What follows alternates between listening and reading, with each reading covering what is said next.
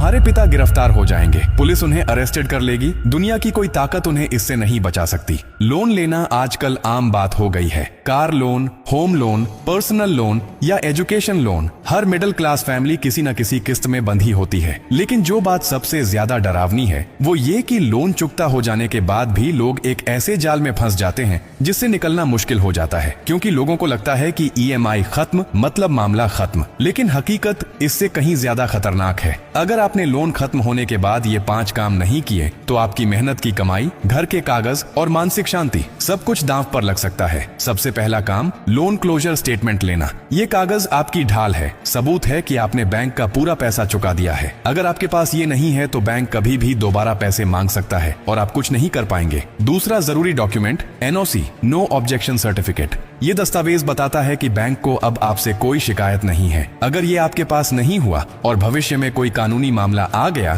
तो बैंक दावा कर सकता है कि लोन अभी भी एक्टिव है और फिर आपकी साख मिट्टी में मिल जाएगी। तीसरा, अगर आपने घर या दुकान पर लोन लिया था तो उसके ओरिजिनल डॉक्यूमेंट्स बैंक से तुरंत वापस लें। बहुत से लोग सालों तक ये दस्तावेज नहीं लेते और जब जरूरत पड़ती है, जैसे घर बेचना हो या बच्चों को देना हो, तब बैंक से फॉर्मेलिटी पूरी करने में पसीने छूट जाते हैं। चौथा, अगर आपने गाड़ी पर लोन लिया था तो आरटीओ में जाकर हाइपोथिकेशन हटवाना जरूरी है, वरना आपकी कार या बाइक आज भी बैंक के नाम पर रजिस्टर्ड रहेगी। इससे ट्रैफिक पुलिस, इंश्योरेंस और रीसेल में भारी दिक्कत आ सकती है। पांचवा, सीबीआईएल रिपोर्ट अपडेट कराना।